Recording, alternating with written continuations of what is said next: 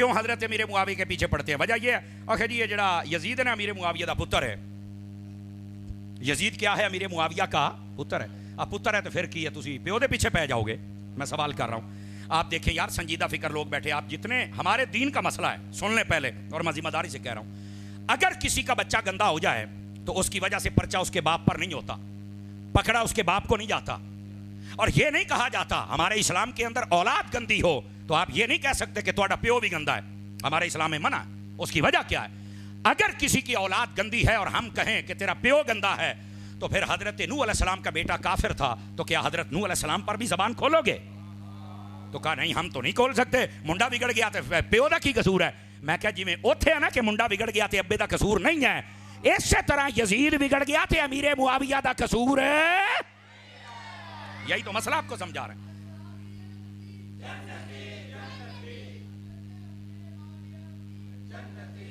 اور اس بات کو سمجھے آپ سبھی حضرات, جب اولاد گندی ہو جائے ہمارے اسلام میں اس اولاد کی وجہ سے باپ کو برا کہنے کی اجازت نہیں ہے. آج بھی اگر کوئی بندہ اگر غلطی کرتا ہے تو آپ اس کے باپ کو گالیاں نہیں دے سکتے, اور ہمارا قانون بھی ہے اس کے باپ پر پرچہ نہیں ہو سکتا. کیوں بھائی؟ وہ اپنے فعل دا اپنے عمل دا خود ذمہ دار ہے, یہ پیو دا کیا قصور ہے. بعض جاہل یہاں پر یہ بھی مشہور کرتے ہیں کہ انہیں نا چولہے تے سیکھیا ہے, یعنی یہ کیا مطلب ہے؟ گھروں سیکھیا ہے. تو میں نے کہا آج جتنے بزرگ بیٹھے ہیں ان کا کوئی بیٹا معاذ اللہ نہ کرے کسی کا بیٹا بگڑ جائے, کوئی شرابی بن جائے, ڈاکو بن جائے, لٹیرا اچکا بدماش بن جائے, تو کیا انہیں چولہے تو سیکھے ہے؟ اگر تمہارا کوئی بھائی یا بیٹا بگڑ جائے تو بتاؤ تم نے سکھایا ہے؟ چولہے سے سکھایا ہے؟ تہاڈا چولہا ڈاکو پیدا کرتا ہے, قاتل پیدا کرتا؟ اوہ نہیں یار ساڈے چولہے تے دی ہوئی گل ہی نہیں ہوئی, ساڈے گھر تھی ہوئی گل ہی نہیں ہوئی, ہم تو یہ تربیت نہیں کرتے. اے تو ساڈا منڈا سی باہر پتہ نہیں کدے نال رلیا تے جناب علی بگڑ گیا, تو سانو تو کچھ نہ آکھو. تو میں کہا جی تینوں کچھ نہ آکھی ہے تو مڑ صحابی رسول نے بھی کچھ نہ آکھا. یہی تو مسئلہ سمجھا رہے ہیں. آپ سمجھ آئی ہے کوئی نہیں آئی ہے؟ اس آپ سمجھتے ہیں کہ شاید تقریروں کا مقصد ہی کوئی نہیں. اے تقریراں ہونیاں نے تو تواڈے عقیدے ٹھیک ہونے نے نا, یہ تقریریں ہونی ہیں تب سب سوالوں کے جواب آئیں گے نا. تو اس واسطے ہمارے اسلام کے اندر اس چیز کی اجازت نہیں ہے. یزید گندا ہے, پلید ہے, اور یزید فاسق ہے, فاجر ہے, جری علی الکبائر ہے. اعلیٰ حضرت صاحب عجیب دور آ گیا فتنوں کا. یہ جتنے بزرگ بیٹھے ہیں آپ ان سے پوچھیں آج کل کے جو دور میں فتنے چل رہے ہیں یہ ان کے زمانے میں نہیں تھے.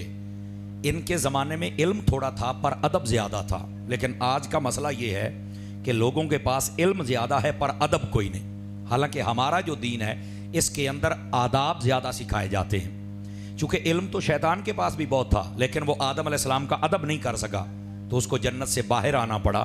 تو اصحاب کہف کے پیچھے چلنے والا کتا تھا, اس نے ان کا ادب کر لیا تو اللہ نے اسے بھی جنت عطا فرما دی. تو اس واسطے اس نقطے کو آپ سمجھیں آپ حضرات کہ ہمارے اندر ادب و آداب زیادہ ہونا چاہیے. بزرگوں نے فرمایا ہے کہ زیادہ علم سے بہتر ہے کہ زیادہ ادب بندے کے اندر آ جائے. تو اس واسطے کوشش کیا کریں بالخصوص جتنی مقدسات دینیاں ہیں, یعنی وہ صحابہ کرام ہوں, اہل بیت اطہار ہوں, نبی پاک علیہ السلام کی ازواج پاک ہوں, آپ کی اولاد پاک ہو, یا پھر آپ سے نسبت رکھنے والی کوئی چیز بھی ہو, اور بالخصوص اس امت کے علماء کبار, اولیاء اعظام, ان سب کا ادب و احترام ہمارے اندر ہونا چاہیے.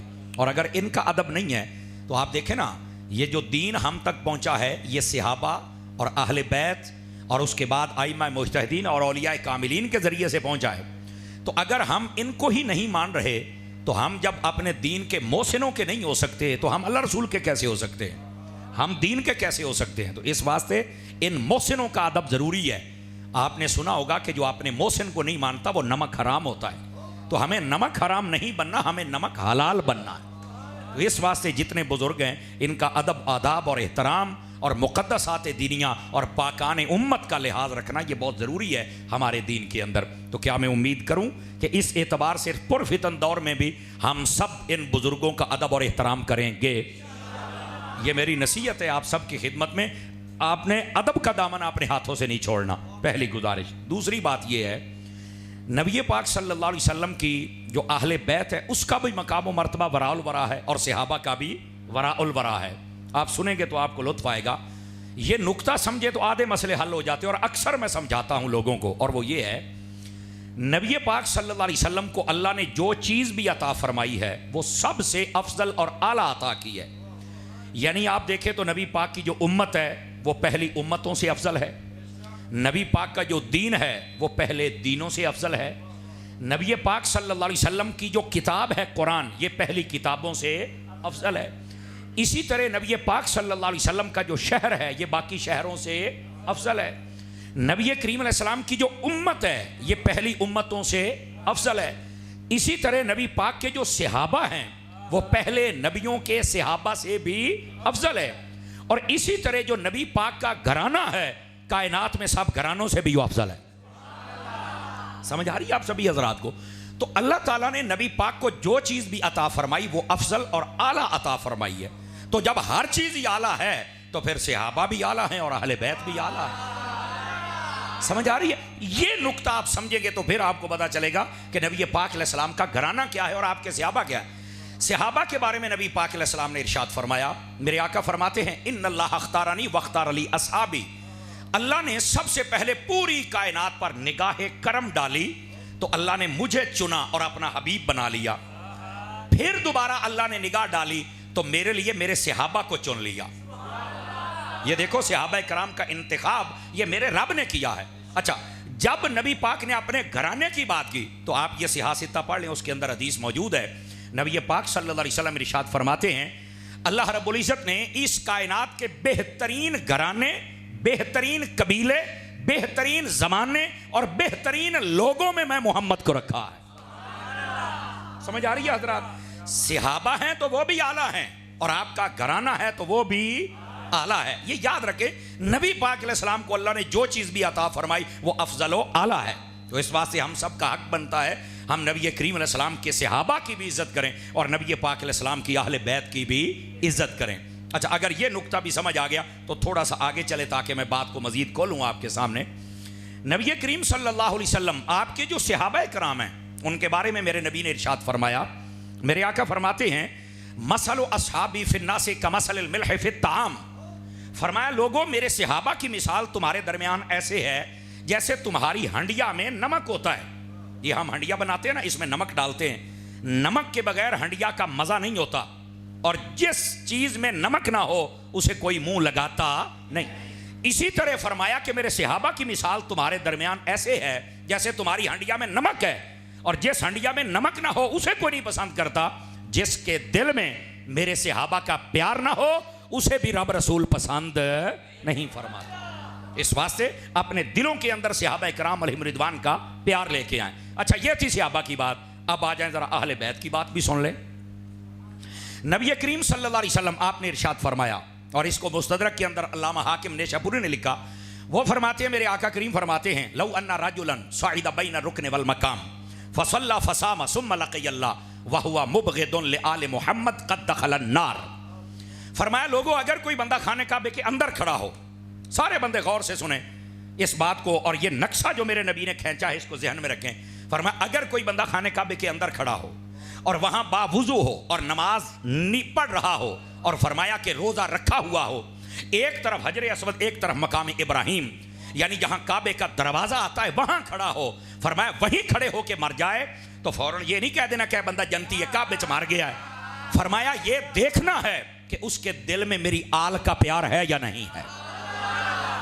یہ نبی پاک فرما رہے ہیں، یہ دیکھنا ہے اس کے دل میں میری آل کا پیار ہے یا نہیں ہے۔ اور غور سے سنیے گا اگلا جملہ، فرمایا اگر میری آل کا پیار نہ ہو تو یہ کعبے میں مرنے والا، یہ روزہ رکھنے والا، یہ نماز پڑھنے والا، یہ حجر اسود کی برکات لینے والا، یہ جنت میں نہیں جا سکتا، سیدھا جہنم میں جائے گا۔ اور یہاں سے ایک بات سمجھے، آپ کہیں گے اے کعبے چ مرن والے بھی جہنم میں جانا ہے، تو میں کیا موڑ جنت یا مالکاں دے نال کر لوے آ پیار، جنت کے بادشاہوں سے تو محبت کرتا نہیں تو جنت میں جائے گا کیسے؟ گرامی قدر حضرات، اس واسطے بات سمجھنے، اور یہاں ایک اور بات بھی سمجھ لیجئے، بعض لوگ کہتے ہیں نہیں جی کلمہ پڑھ لیا تو سب ٹھیک ہے جی، جیسے وہ مرزا جیل میں کمرے میں بندھا ہوا ہے اور وہ بڑی بک بک کرتا رہتا ہے، نہیں جی مسلمان کہہ دیا تو سب کوئی ٹھیک ہے۔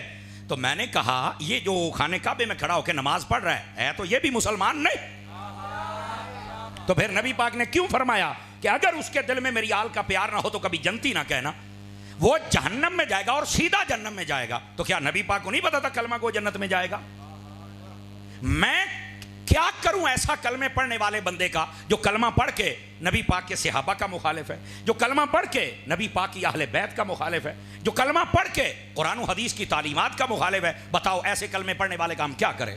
اور ویسے بھی آپ یہ جو آج کل ایک فتنہ ہے نا، نہیں جی یہ تو کو مولویاں دے روڑے لگ دے نے، بس کلمہ ہے تو ٹھیک ہے سب. او بھائی میری بات سنو، ترمذی شریف میں حدیث ہے، نبی پاک کے پاس ایک جنازہ لایا گیا تو آقا کریم سے کہا حضور یہ جنازہ پڑھائیں. حضرت جابر اس حدیث کے راوی ہیں، فرمایا میں نے جنازہ نہیں پڑھانا. اب نبی پاک کی بارگاہ میں کوئی یہودی عیسائی کا جنازہ تو نہیں تھا نا، جنازہ تو کسی کلمہ گو کا ہی ہوگا نا. حضور نے فرمایا میں نے نہیں پڑھانا. حضور کیوں نہیں پڑھانا؟ فرمایا انہ کان یبغض عثمان، یہ میرے عثمان سے بغض رکھتا ہے اس لیے میں نے جنازہ نہیں پڑھنا.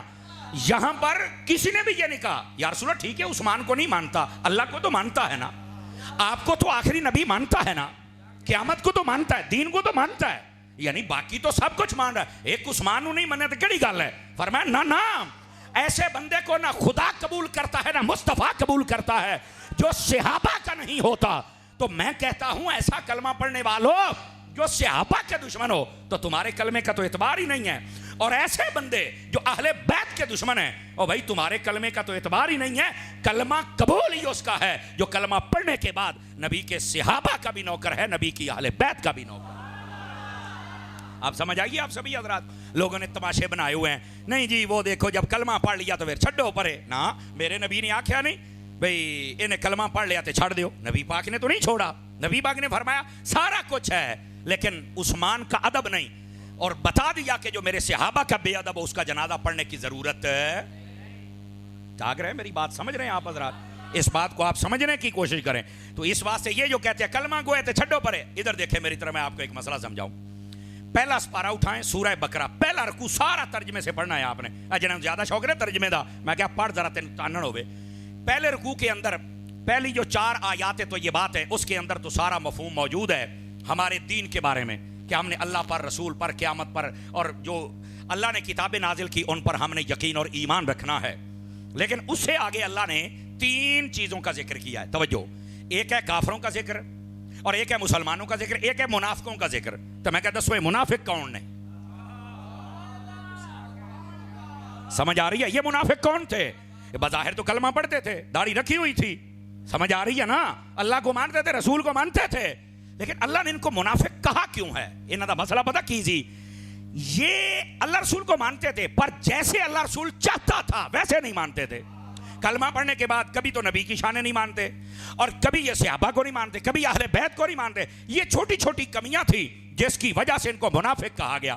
تو میرے بھائی اللہ کو نہیں پتا تھا کہ کلمہ پڑھتے ہیں چلو چھڈو نکی موٹی غلطی ہو ہی جاندی ہے تو مسلمان ہی رہن دیو. اللہ نے منافق بنائے ہی کیوں ہیں؟ اور صرف منافق نہیں آکھیا، منافق بنا کے اللہ نے فرمایا کافر اپنے ٹھکانے میں ہوگا، مسلمان جنت میں اپنے ٹھکانے میں ہوگا، لیکن جو منافق ہے جہنم میں سب سے نیچے ہوگا کہ دھوکہ دیتا ہے، اتو تو کلمہ پڑھتا ہے وچوں بے ایمان ہے. تو کلا کلمے آلیا سدھا ہو، پڑھ نہیں نا تے ابو بکر طرح پڑھ، حضرت عمر کی طرح پڑھ، عثمان کی طرح پڑھ. اب سمجھ آئیے کوئی نہیں آئیے آپ حضرات کو؟ تو میں عرض یہ کر رہا ہوں یہ جو چورن بیچا جاتا ہے، نہیں جی کلمہ گو ہے تو سارے اکٹھے ہو جائیں، اور نہیں جی سارے ادھر دیکھو میری بات غور سے سنو. میں نے کہا اگر کلمہ گو سارے اکٹھے ہو جائیں اور ایک دوسرے کے پیچھے نمازیں پڑھیں یہی تمہیں دین سمجھ آیا ہے، تو میں نے کہا امام حسین نے کربلا میں تمہارا جنازہ نکال کے رکھ دیا ہے. کربلا کے اندر سامنے 22,000 کا لشکر تھا اور وہ بھی کلمہ پڑھتا تھا، داڑیاں بھی تھی، ان میں حافظ قاری اور عالم بھی تھے، لیکن امام حسین نے نہ ان کا کلمہ دیکھا ہے، نہ داڑیاں دیکھی ہیں، نہ ان کی نماز دیکھی ہے، نہ اذان دیکھی ہے، نہ ان کے پیچھے کھڑے ہو کر نماز پڑھی ہے.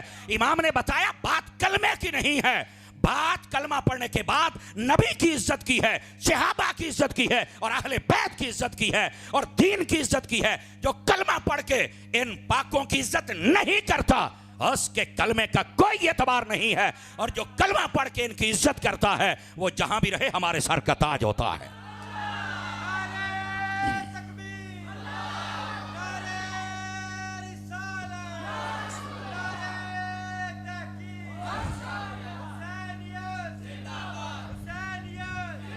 بیٹھ جائیں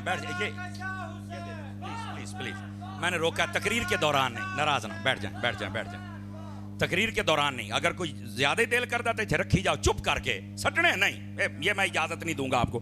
ہاں بعد میں نعت پڑھوں گا تو وہاں اپنا رانجھا راضی کر. مینوں پتا تسی بنا ہی بیٹھو ڈھیر سارے پیسے, مڑ تو بعد کر لینے انشاءاللہ, ٹینشن نہ لو تسی. بولو نا یار سبحان اللہ. ہاں تو جو میں بات سمجھا رہا ہوں آپ کو سمجھ آ رہی ہے؟ اوے مینوں دسو نا سنگیو سمجھ آؤندی پئی ہے؟ تو میں عرض یہ کر رہا ہوں تقریر کا مقصد یہ ہوتا ہے کہ آپ کو سمجھے تو صحیح نا. تو اب یہ جو کہتے ہیں کلمہ ہے تو بس سارے اکٹھے ہو جاؤ تو ایک دوسرے پیچھے نمازاں پڑھ لو, جیسے یہ مرزا جیل میں کہتا ہے. تو میں کہا امام حسین نے پیچھے نماز کیوں نہیں پڑھی؟ کیا خیال ہے؟ تو میں یہ عرض کر رہا ہوں کہ ہمیں سمجھنا چاہیے کہ اصل حقائق کیا ہیں. اور ویسے بھی میں آپ کو بتا دوں, یہ مرزا جلمی کے بارے میں اس نے مجھے کہا ہے کہ تھوڑا وہ لوگ اس کے ہیں تو ان کو تھوڑا, ورنہ میں تو نا ہی نہیں لیندہ, چونکہ ہوں وہ فوت ہو گیا ہے تے او دی قبر بھی نہیں لبدی پئی تے میرا لکھ لو گل لبنی بھی نہیں. کیا بس جنوں غوث پاک دھتکار دین, جنوں داتا صاحب دھتکار, جنوں ولی دھتکار دین, سمجھ آئی ہے؟ وہ کتھے لبے گا جناب؟ تو یزید ورگے نہیں لبیا, نکا جیا یہ کدھر جا. تو اس لیے میں تو اکثر اب ذکر کرنا بھی چھوڑ گیا ہوں, لیکن میں نے آتے آتے کہا کہ نہیں تھوڑا جیا تاکہ وہ بچوں کو سمجھ آ جائے. تو اس کی جو تعلیمات ہیں وہ بدتمیزی اور بے حیائی اور آزادی پر مشتمل ہے. ہمارا جو دین ہے نہ بدتمیزی سکھاتا ہے, نہ بے ادبی سکھاتا ہے, نہ آزادی سکھاتا ہے. ہمارا دین ہمیں ادب سکھاتا ہے, پیار سکھاتا ہے اور مصطفیٰ کی غلامی سکھاتا ہے. بس اللہ اللہ تے خیر صلی اللہ. اب سمجھ آ گئی آپ سبھی حضرات کو؟ تو امام حسین نے تو کسی دے پیچھے بھی نماز نہیں پڑھی, تو ہون موڑ کی بن سی یہ تو میں نہیں پتا, میں کیا پتا ہوتا تو سنی نہ ہو میں. اب سمجھ آئیے آپ سبھی حضرات کو؟ تو آپ فکر مند نہ رہا کریں کہ ہمارے سوال کا جواب نہیں آتا. میں نے کہا سوال کرنے والا پاگل ہے, آپ سوال کریں جواب آپ کو ملے گا اللہ کی رحمت سے. اور پھر اگلی بات بھی توجہ طلب, تھکے تو نہیں ہیں آپ حضرات؟ پتر تصویراں بعد ویکھنا, جلدی کر لا میرے ال توجہ کر لا ہوں. ہیں ہاں ہوں ذرا اگلی بات بھی سنے آ جائے. نبی پاک صلی اللہ علیہ وسلم کے صحابہ اور اہل بیت ایک ایک حدیث میں نے سنائی, اور اس کے بعد آپ کو یہ بتلایا کہ ہمارا جو دین ہے اس کے اندر اصل صرف کلمہ پڑھنا نہیں, کلمہ پڑھنے کے بعد ادب و آداب اور پاکان امت کا لحاظ ضروری ہے, ورنہ میرے نبی نے تو ساری باتیں واضح فرما دی ہوئی ہیں. اب آ جائیے ذرا اگلی بات. گرامی قدر حضرات, یہ جو واقعہ کربلا ہے یہ کب پیش آیا اور کیوں پیش آیا؟ یہ سوال ہے, اس کا جواب سنیے. نبی پاک صلی اللہ علیہ وسلم کے پردہ کرنے کے 50 سالوں کے بعد یہ واقعہ پیش آیا. کتنے سالوں کے بعد؟ یہ جب آپ ایسی باتیں سنیں گے نا تو آپ کا ذہن کھلے گا کہ اصل مسئلہ یہ ہوا کب تھا. اور وجہ یہ تھی, اس وقت ایک ایسا حکمران آیا تھا جس کا نام تھا یزید. ٹھیک ہے, یہ اس حکمرانی میں اپنی من مرضیاں کرنا چاہتا تھا. تو امام حسین رضی اللہ تعالیٰ عنہ آپ نے فرمایا کہ بھائی اپنی من مرضیاں نہیں, ہمیں پتا چلا تیرا کردار ٹھیک نہیں ہے, تو اپنی من مرضیاں کرتا ہے. اور ان کے ساتھ حضرت عبداللہ بن عباس تھے, عبداللہ بن زبیر تھے, عبداللہ بن عمر تھے, سمجھ آ رہی, اور عبداللہ بن زبیر بھی تھے. یاد رکھیے یہ سارے اکٹھے تھے. ان سب نے کہا, یہ اس وقت مقتدر اور بڑے اور وہ لوگ تھے جن کی طرف سارے لوگ توجہ کرتے تھے. انہوں نے کہا کہ ہم تیری بیعت تب تک نہیں کریں گے جب تک تو اپنے آپ کو درست نہیں کرے گا, اپنے آپ کو صحیح نہیں کرے گا, کیونکہ تیرے جیسے اگر نااہل لوگ حکمران بن گئے تو پھر یہ سارا نظام بگڑ جائے گا. اب میں یہاں پر ایک بات کہنے لگا ہوں, ہر سنی بندہ توجہ کرے. اگر آپ کا مزاج ہو تو بولیں, ورنہ کوئی مسئلہ نہیں. مسئلہ میں حق بیان کر کے جاؤں گا. سارے مسلک جتنے دنیا میں پائے جاتے ہیں, بالخصوص جو مسلمان کہلانے والے, یہ سارے کے سارے کہتے ہیں امام حسین نے یزید کے ہاتھ میں ہاتھ دے کر بیعت نہیں کی. امام حسین نے بیعت نہیں کی, کیوں کہ وہ گندا تھا. میں نے کہا یہ بیان کرو, قوم کو بتاؤ. لیکن میں ایک بات یہاں پہ بتا دوں, جس امام حسین نے یزید کے ہاتھ میں ہاتھ نہیں نہ دیا, بیعت نہیں کی, اور یہ دلیل ہے کہ وہ یزید گندا تھا اس لیے امام حسین نے بیعت نہیں کی, اسی امام حسین نے اور اسی امام حسن نے حضرت امیر معاویہ کے ہاتھ میں ہاتھ دے کر بیعت کی تھی. اور یہ بیعت 20 سال تک چلتی رہی. یعنی اگر امام حسین یزید کی بیعت نہ کریں تو اس بات کی دلیل ہے کہ یزید گندا ہے. تو میں نے کہا اگر حلالی خون ہے تو یہ بھی بتاؤ کہ امام حسن و حسین نے جب امیر معاویہ کی بیعت کی تھی اور 20 سال یہ صلح چلتی رہی تو امیر معاویہ اچھا تھا اس لیے بیعت بھی کی اور صلح بھی چلتی رہی ہے. اور یہی اہل سنت کا موقف ہے. ہم کہتے ہیں جن کے ہاتھوں میں انہوں نے ہاتھ نہیں دیا وہ یزید گندا ہے، اس کو کوئی اچھا نہ کہے، اس یزید کی کوئی طرفداری نہ کرے، لیکن جن کے ہاتھوں میں ہاتھ دے کے انہوں نے بیعت کر لی تھی اور یہ 20 سال بیعت چلی، ایک دوسرے کے ساتھ ادب و احترام پیار محبت سے پیش آتے، حضرت امیر معاویہ ان کو نذرانے دیتے اور یہ وصول کرتے تھے، اور جب بھی حضرت امیر معاویہ کے پاس حضرت امام حسن آتے تو آپ جگہ سے اٹھ کے کھڑے ہو جاتے اور اپنی جگہ پر حضرت امام حسن کو بٹھاتے۔ لوگوں نے پوچھا آپ ان کو کیوں بٹھاتے ہیں؟ تو آپ نے فرمایا کیوں نہ بٹھاؤں، تمہیں نہیں پتا کہ یہ نبی کا نواسا ہے، نبی کی بیٹی کا بیٹا ہے، حیدر و بطول کا بیٹا ہے، اور یہ ہے جو نبی پاک کے کندھوں پر کھیلتا رہا ہے۔ اب سمجھ آئی آپ سبھی حضرات کو؟ کوئی نہیں آئی؟ کاش کہ یہ نکتہ سمجھ آ جائے نا تو ہمارا آدھا مسئلہ حل ہو سکتا ہے کہ امام حسین نے یزید کی بیعت نہیں کی تو ثابت ہوا یزید گندا ہے، اور جب امیر معاویہ کی کر لی تو ثابت ہوا کہ امیر معاویہ اچھے ہیں۔ یہی تو مسئلہ ہے۔ اب لوگ اصل مسئلہ یہ بھی سن لیں کیوں حضرت امیر معاویہ کے پیچھے پڑتے ہیں۔ وجہ یہ ہے آخر جی یہ جڑا یزید ہے نا امیر معاویہ دا پتر ہے، یزید کیا ہے؟ امیر معاویہ کا پتر ہے۔ اب پتر ہے تو پھر کی ہے؟ تسی پیو دے پیچھے پہ جاؤ گے؟ میں سوال کر رہا ہوں۔ آپ دیکھیں یار سنجیدہ فکر لوگ بیٹھے، آپ جتنے ہمارے دین کا مسئلہ ہے سن لیں پہلے، اور میں ذمہ داری سے کہہ رہا ہوں، اگر کسی کا بچہ گندا ہو جائے تو اس کی وجہ سے پرچہ اس کے باپ پر نہیں ہوتا، پکڑا اس کے باپ کو نہیں جاتا، اور یہ نہیں کہا جاتا ہمارے اسلام کے اندر اولاد گندی ہو تو آپ یہ نہیں کہہ سکتے کہ تہاڈا پیو بھی گندا ہے، ہمارے اسلام میں منع ہے۔ اس کی وجہ کیا ہے؟ اگر کسی کی اولاد گندی ہے اور ہم کہیں کہ تیرا پیو گندا ہے تو پھر حضرت نوح علیہ السلام کا بیٹا کافر تھا، تو کیا حضرت نوح علیہ السلام پر بھی زبان کھولو گے؟ تو کہا نہیں ہم تو نہیں کھول سکتے، منڈا بگڑ گیا تو پیو دا کی قصور ہے۔ میں کہا جی میں اوتھے ہے نا کہ منڈا بگڑ گیا تے ابے دا قصور نہیں ہے، اسی طرح یزید بگڑ گیا تے امیر معاویہ دا قصور ہے۔ یہی تو مسئلہ آپ کو سمجھا رہے ہیں۔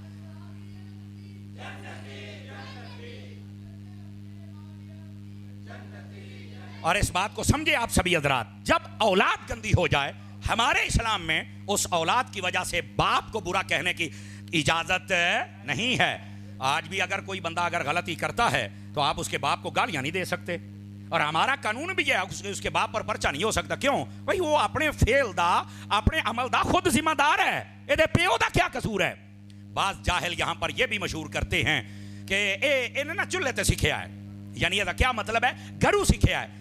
تو میں نے کہا آج جتنے بزرگ بیٹھے ہیں ان کا کوئی بیٹا ماذ اللہ نہ کرے کسی کا بیٹا بگڑ جائے، کوئی شرابی بن جائے، ڈاکو بن جائے، لٹیرا اچکا بدماش بن جائے، تو کیا انہیں چولہے تو سیکھے ہے؟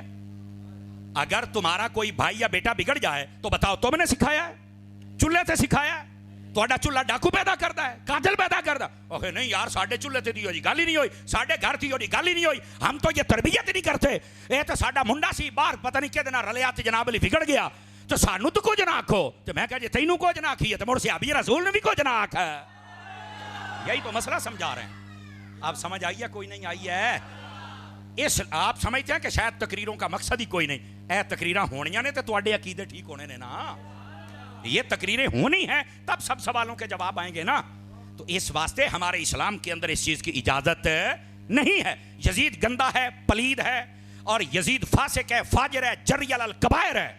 اعلیٰ حضرت صاحب رحمت اللہ علیہ آپ نے فتاوی رضیہ شریف کے اندر یہی باتیں لکھی جو میں سنا رہا ہوں۔ فرمایا یہ یزید یہ ظالم تھا، بالکل قصوروار ہے یزید، اور جو امام حسین ہیں وہ بے قصور ہیں، وہ مظلوم ہیں، جنت کے بادشاہ ہیں، ہماری آنکھوں کے تارے ہیں، ہمارے ٹوٹے ہوئے دلوں کے سہارے ہیں۔ سمجھ آ رہی ہے میری بات کی؟ تو عرض یہ کر رہا ہوں میری جان، یہ جو بیٹا بگڑ جائے اس کی وجہ سے باپ کو کچھ کہنے کی اجازت ہمارے اسلام میں، تو یہ جو لوگ زبانیں کھولتے ہیں آپ خدا کا خوف کیا کریں، ورنہ جب آپ کا کوئی بھائی بگڑے گا تو پھر میں پوچھاں گا بھی ہن ملے والے تیرے پیو نو آ کے دبن تے تیرے تے کی گزرے گی، اور تیرا بچہ جدو بگڑے گا ڈاکو بنے گا، لٹیرا تے ٹک ٹاکر بنے گا، تو پھر میں پوچھاں گا بھی سارے آ کے تینوں آکھن گے بے تو سکھایا، تو کہنا میرا کی قصور ہے؟ تو میں کہا پتر اپنے گاڑی چوں پنجاڑی کڑھائی جاننا ہے۔ توجہ نہیں فرما رہے آپ حضرات؟ اب سمجھ آ رہی ہے آپ کو؟ تھک تو نہیں گئے آپ حضرات؟ اور اگر نہیں تھکے تو اس مسئلے کو سمجھو، یہ آپ کے ایمان اور عقیدے کی حفاظت کے لیے بڑا ضروری ہوتا ہے، اس لیے ہم ان مسائل کو ڈسکس کرتے ہیں۔ اب آ جائیے ذرا اگلی بات، یہ جو یزید تخت نشین ہوا، اب سنیے میری بات، حضرت امیر معاویہ کا انتقال ہوا، یزید تخت نشین ہوا، اور اس نے کہا سارے میری بیعت کرو۔ اس نے جب مکے مدینے میں پیغام بھیجا تو یہاں یہ 4 ہستیاں جن کے میں نام بتا چکا، حضرت امام علی پاک، امام حسین رضی اللہ تعالیٰ عنہ، حضرت عبداللہ بن زبیر، عبداللہ بن عباس اور عبداللہ بن عمر. سمجھ آ رہی میری بات کی؟ یہ جو صحابہ کرام علیہم رضوان تھے، انہوں نے کہا کہ ہم جب تک تو صحیح نہ ہو جائے تیرے ہاتھ میں ہاتھ دے کر بیعت نہیں کریں گے. مجھے ایک نقطہ سمجھانا ہے، اگر آپ کو سمجھ آ جائے تو آپ بول سکتے ہیں، ورنہ حرج نہیں ہے. امام حسین، حسینیت یہ ہے، حسینی سبق یہ ہے، حسینی مشن یہ ہے، حسینی راستہ یہ ہے کہ گندے حکمران کو کبھی بھی ووٹ دے کر حاکم نہ بنایا جائے. اس وقت بیعت کا مطلب ووٹ لینا ہوتا تھا. تو میں نے کہا ویسے تو امام حسین کی بڑی دیگیں بناتے ہو اور سبیلے لگاتے ہو، اور جب تم ووٹ دیتے ہو تو کبھی سوچا ہے ہم کس کو دے رہے ہیں؟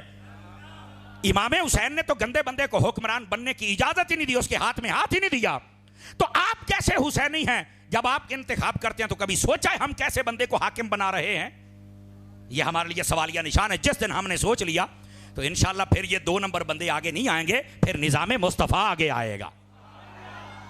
تو حسینی مشن یہ ہے، اچھے بندے کو حکمران بنانا چاہیے، اچھے بندے کو ووٹ دینا چاہیے، اور دین سے محبت کرنے والے کو، اور جو دین کا باغی ہو اس بندے کو کبھی بھی سپورٹ کرنے کی اجازت.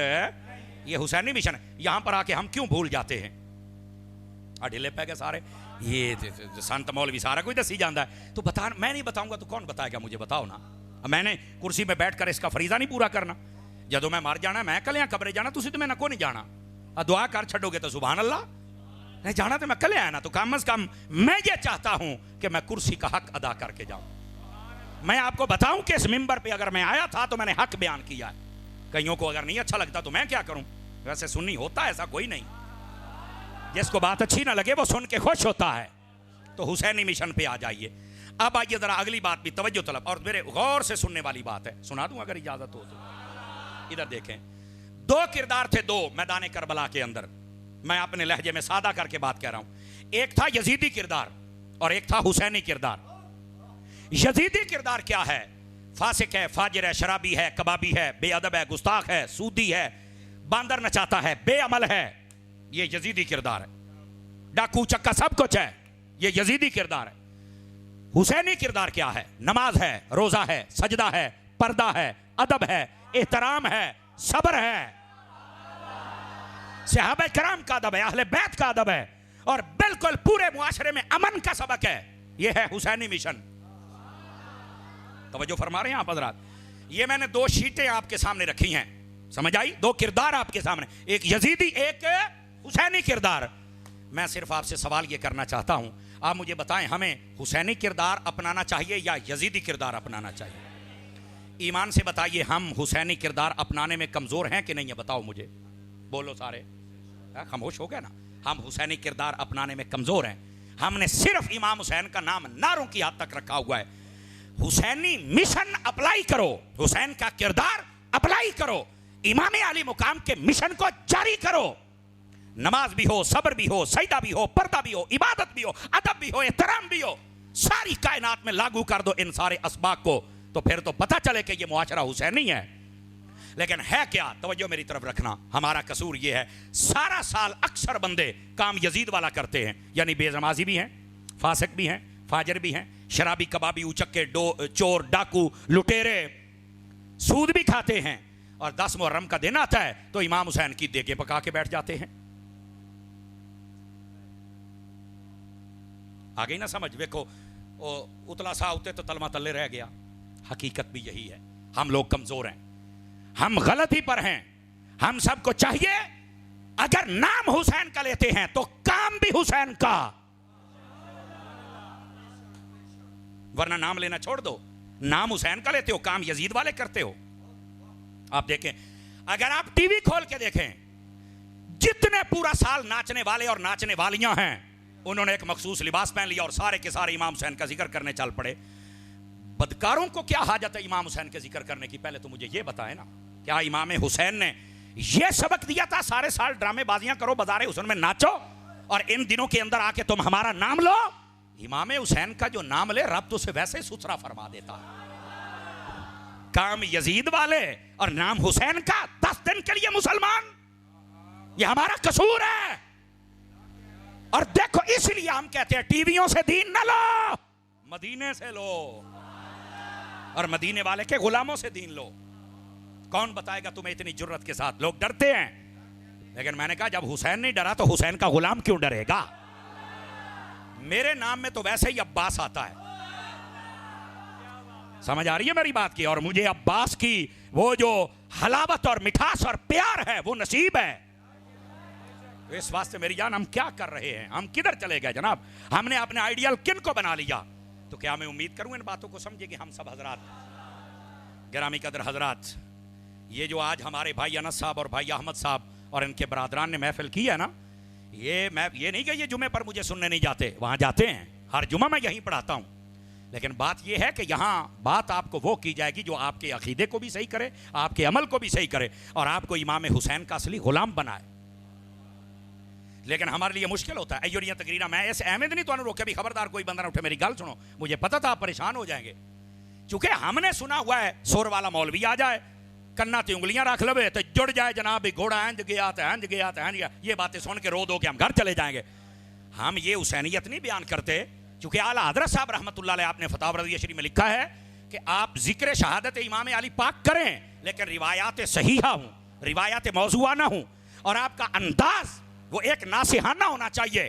فرمایا انداز ایسا نہیں ہونا چاہیے جس سے بندے ڈر کے چلے جائیں، انداز ایسا ہو جس سے بندے جوان ہو کے چلے جائیں.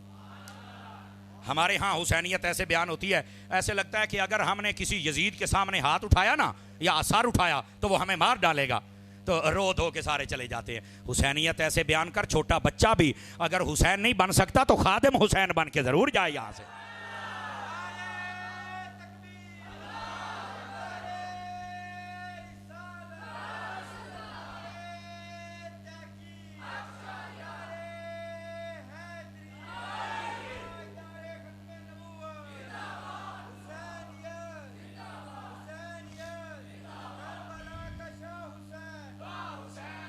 توجہ ہے میرے حضرات کی کہ کوئی نہیں ہے؟ تھک تو نہیں گئے؟ چونکہ میں نے آگے بھی چل کے تقریر کرنی ہے، تھوڑا ٹائم ان کا حصہ ہے، تھوڑا ان کا حصہ ہے، لیکن ایڈا بھی تھوڑا نہیں. اے جڑیاں میں گلاں دسیاں نے انشاءاللہ تو انہوں گھنٹے چ بھی کوئی نہیں دسے گا، جڑیاں میں پونے گھنٹے دسی جانا. لیکن بات یہ ہے، بات تھوڑا آگے بھی حصہ ہے اور پھر تھوڑا کیا مسئلہ ہے، تھوڑا سا رک جائیں. جیڑا بھی ہے انہوں آخ باؤ جو بھی ہے بعد تے نہ گل کر لینے ہیں، بہا انہوں ذرا سبحان اللہ فرمائیے پیار کے ساتھ. بالکل اب آپ نے دائیں بائیں نہیں دیکھنا، اصل میری آنکھوں کا سینسر بڑا تیز ہے، پیچھے بیٹھا بندہ حرکت کرے میں پتہ لگ جاتا ہے. اس کی وجہ یہ ہے کہ میں نے 3 سال حفظ کیا ہے، پھر 8 سال پڑھا ہے، 3 سال پھر پڑھایا ہے. تو یہ استاد جڑا ہوتا ہے انہوں ویسے ہی اللہ ایسے سینسر انہوں سارا پتہ لگ جاتا ہے کہ حرکت ہوتی پئی ہے. ناراض تو نہیں ہوئے؟ آخری بات کر کے پھر میں آپ سے اجازت چاہوں گا. آخری بات کر رہا ہوں لیکن اس بات کو آپ نے سمجھنا ہے. کیا امید کروں کہ آپ سمجھیں گے میری بات کو. بات آپ کی خدمت میں یہ عرض کر رہا ہوں اور بڑے غور سے سننے والی بات ہے. اللہ کرے میری زبان پہ آسان ہو جائے، میں جناب کو سمجھا پاؤں.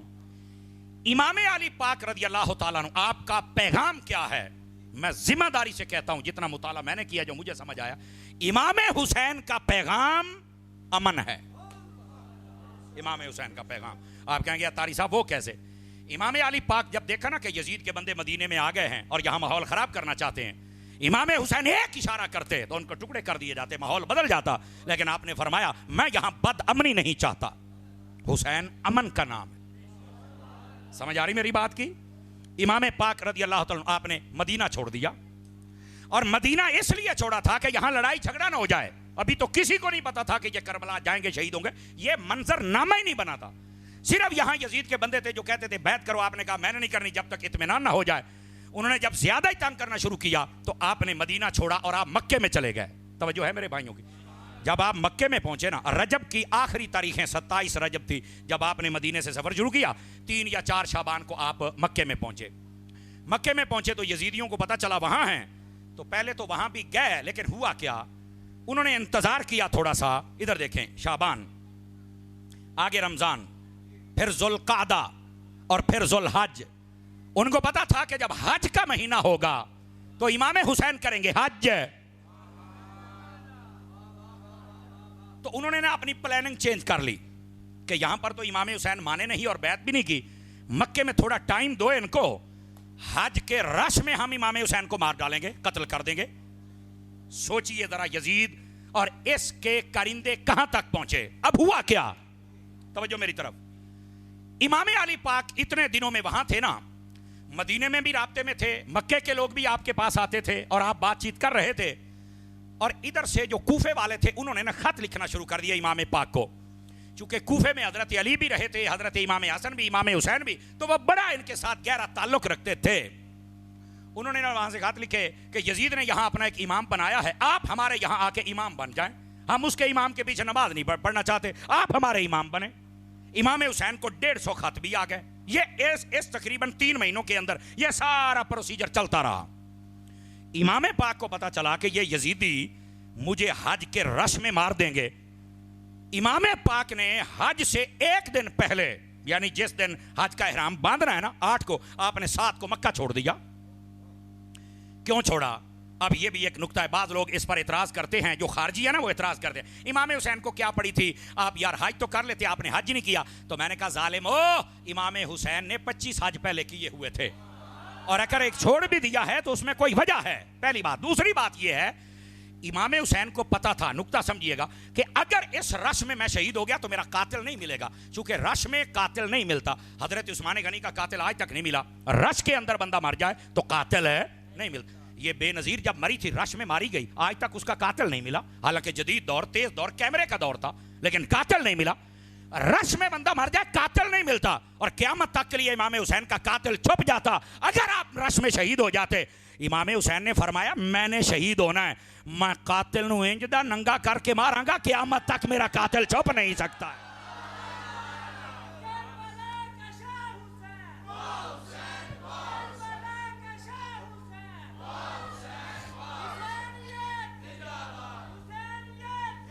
हजरात आप समझ आइए, आप सभी हजरात को, इमाम अली पाक रदी अल्लाह ताला अन्हु आपने फरमाया रश में मैं शहीद हो गया, मेरा तो कातिल छुप जाएगा। तो फरमाया लोग तो क़यामत तक ढूंढते रहे, ना फरमाया मैं कातिल और कातिलों के सहूलतकार इन सब को ऐसा वाज़े करूंगा कोई छुप नहीं सकेगा। तो आपने हज छोड़ दिया और आप वहां से करबला की जानिब चल पड़े। लेकिन रुकना करबला की जानिब नहीं, कूफा की जानिब। और यहां पर भी एक नुक्ता है, और वो नुक्ता पता क्या है, ये 3 महीनों के अंदर सहाबा कराम जितने मौजूद थे, चूंकि 50 सालों के बाद नबी पाक के पर्दा करने के ये वाकया पेश आया, अक्सर सहाबा कराम पर्दा कर चुके थे। जो मौजूद थे वो बहुत कम थे, और जितने थे वो सारे पूरी दुनिया में फैले हुए थे, करीब नहीं थे, करीब तो बहुत थोड़े थे। और जितने थे उन सब ने इमाम हुसैन को रोका कि आप ना जाएं, ये कूफी बेवफा लोग हैं, आपके नारे जरूर लगाते हैं पर हैं झूठे। ਇਹਦਾ मतलब झूठे नारे नहीं हुसैनियत दे लाने चाहिए। यही मैं आपको समझा रहा हूं, नारे लाने तो सच्चे ला। समझ आ रही है? झूठे हुसैनी ना बनो, सच्चे हुसैनी बनो। वो कूफी हैं जो झूठे हुसैनी, जब इमाम पाक गए तो वफा ना कर सके। लेकिन अब हुआ क्या, गौर से सुनने वाली बात है मेरे अजीज। इमाम पाक ने सहाबा कराम से मशवरा किया, ठीक है अगर तो मुझे नहीं जाने देते तो क्या करना चाहिए। तो सहाबा ने कहा आप ना वहां बंदा भेज के कोई हालात मालूम करवाएं, आया कि वो सही कह रहे हैं या नहीं। आपने हजरत मुस्लिम बिन अकील को भेजा, और आपको पता है मुस्लिम बिन अकील पता कौन है? ये हजरत अली उल मुर्तजा शेर खुदा रदी अल्लाह ताला अन्हु आपके भाई के बेटे हैं, यानी इमाम हुसैन के चचा के बेटे हजरत इमाम मुस्लिम बिन अकील। तो आपने अपने करीबी बंदा, अपने घर का बंदा और अहले बैत का बंदा भेजा। वो गया कूफे में, तो कूफे वालों ने पहले दिन ही 18,000 बंदों ने बैत की, दूसरे दिन 40,000 बंदे हो गए। आपने खत लिख दिया कि जनाब आप आ जाएं, ये तो बंदे वाकई आपको इमाम बनाना चाहते हैं तो आप आ जाएं। यहां पर ना इक्तदार की जंग थी, ना आप जंग के लिए गए थे, उन्हें इमामत वास्ते सदिया सी, ऐनी गल सी। यहां जी इमाम पाक तो दीन बचाने गए तो सहाबा क्यों नहीं गए? और मैंने कहा गए थे इमामत के लिए, इमाम वास्ते सदिया सी, लेकिन मुक्तदी 2 नंबर निकले कि जदों यजीद ने लाला दिता थे यजीद दे नाल हो गए। हुसैनी वो थे जो मदीने में भी हुसैन के साथ थे, मक्के में भी हुसैन के साथ थे, और करबला में भी हुसैन के साथ खड़े रहे। समझ आ रही मेरी बात की? इमामत के लिए बुलाया था, यहां इक्तदार की जंग ही नहीं है। कैसे आप तवक्को कर सकते इमाम हुसैन इक्तदार की जंग लड़ेंगे? और जंग के अंदर बंदा 6 माह के बच्चे लेके जाता है, जंग के अंदर बंदा औरतों को लेके जाता है। इमाम जंग करने नहीं गए थे, उन्होंने इमामत के लिए बुलाया था। इमाम पाक ने जब अपना बंदा भेजा तो उसने वहां पर खत लिख दिया कि आप आ जाए। उधर से यजीद को पता चला तो उसने वहां का गवर्नर बदल दिया, इब्ने ज़ियाद को बना दिया। उसने बड़े बड़े जितने लोग थे सबको कैद किया, कहना मैं तुम कत्ल कर देना, नहीं तो सारे मुस्लिम बिन अकील की बैत तोड़ दो। उन सब ने तोड़ दी। ये थे झूठे। मजा आ जाता ना, कहते जो मर्जी कर ला, हम आले रसूल को नहीं छोड़ सकते। लेकिन झूठे निकले, 2 नंबर निकले, बेवफा निकले। बेवफा ना हुसैनी बनी, बावफा बनना है। समझ आ रही मेरी बात की? अब हुआ क्या, उन्होंने जब खत लिख दिया, पीछे से हजरत मुस्लिम बिन अकील उनको शहीद कर दिया गया। वाकया लंबा है, मैं सिर्फ आपको सूरत मसला समझा रहा हूं। आप जब शहीद हो गए, इधर से हजरत इमाम अली पाक में निकल पड़े। हजरत इमाम मुस्लिम बिन अकील का खत हजरत इमाम हुसैन को मिल गया। आपने पढ़ा कि भाईजान आप यहां पर आ जाएं, ये बंदे बिल्कुल 40,000 बंदों ने आपकी बैत का ली, आप तशरीफ ले आए। तवज्जो मेरी तरफ रहिए। इमाम हुसैन ने अपने घर का बंदा क्यों भेजा था, ये नुक्ता है। कोई और बंदा क्यों नहीं भेजा? जवाब सुनिएगा। इमाम हुसैन अगर किसी सहाबी को भेज देते या किसी सहाबी के बेटे को भेज देते और वो वहां जाके कहता कि हुजूर आप आ जाएं, और इमाम हुसैन जैसे शहीद हुए शहीद हो जाते, तो क़यामत तक के लिए भौंकने वाले सहाबा पर भौंकते रहते कि इन्हां सद के हुसैन नु मरवाया है। इमाम हुसैन ने अपने घर का बंदा भेजा इसलिए कि अगर मैं शहीद भी हो जाऊं तो कोई सहाबा पर तो जबान ना खोले।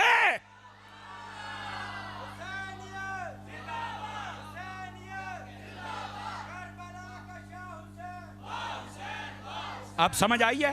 इमाम हुसैन ने अपने घर का बंदा क्यों भेजा? इसलिए कि कोई बंदा सहाबा पर उंगली ना उठा सके। आपको पता था कि यहां ऊंच नीच हो सकती है, पर फरमाया सहाबा पर कोई एतराज ना करे। अगर हुसैन सहाबा का इतना दिफा करता है तो गुलामान हुसैन भी तो करते हैं ना। इसलिए मेरे भाई बात समझने की कोशिश कीजिए। हजरत इमाम अली पाक रज़ी अल्लाह तआला अन्हु, आप जब वहां पहुंचे तो रास्ते में पता चला आपको कि हजरत मुस्लिम बिन अकील को शहीद कर दिया गया। आपने फरमाया अब तो हमने जाना ही जाना, साडा बंदा मारे। उन्होंने पूछांगे तो सही क्यों कीता ने। जब आप आगे पहुंचे तो होर नामी बंदा था, 1000 सिपाही थे, उन्होंने इमाम हुसैन का रास्ता रोक लिया। आप आगे नहीं जा सकते। तो फरमाया कि क्यों नहीं जा सकता? जी आप इक़्तिदार नहीं संभाल। फरमाया मैं इक़्तिदार लेने आया ही नहीं, मैनू तेरा इमामत वास्ते सदया है। गौर से सुनो सारी बातें, लोगों ने पता नहीं कितनी लंबियां कहानियां गढ़ियां ने। असल मसला ये है, इमामत के लिए जा। आपने फरमाया क्यों रास्ता रोका है? तो वो कहते हैं वहां गवर्नर बदल गया है, तो आप ना यजीद की बैत कर लें। फरमाया मैं तो नहीं बैत करूंगा जब तक मुझे इत्मीनान ना हो जाए। 7 दिन तक ये मुज़ाकरात चलते रहे। 7वें दिन पानी बंद कर दिया गया। इमाम हुसैन ने फरमाया असी केड़ा पानियां ते बोलना है, असी केड़ा पानियां ते बोलना है। उसका मसला क्या था? जुमला अगर समझ आ जाए तो सुभान अल्लाह। फरमाया वक्त बताएगा कि जिनके पास पानी होगा वो पानी पीकर भी मर जाएंगे, और हमारे पास नहीं होगा हम प्यासे रह के भी नेदे पर चढ़ के जिंदा हो जाएंगे।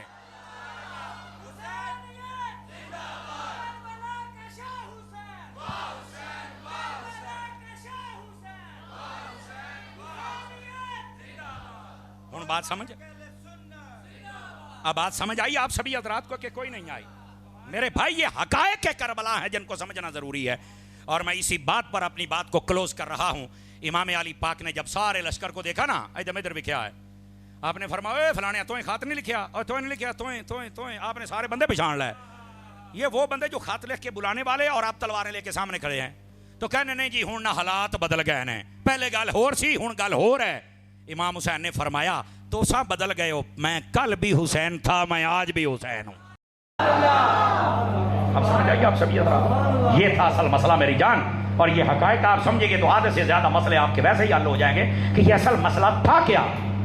बता ये रहा हूं, इमाम पाक ने मदीना छोड़ा अमन के लिए, मक्का छोड़ा अमन के लिए, करबला में पहुंचे अमन के लिए, प्यास बर्दाश्त की अमन के लिए, और 10 मुहर्रम वाले दिन भी पहला तीर इमाम हुसैन ने नहीं फेंका, कसम खुदा की नहीं फेंका।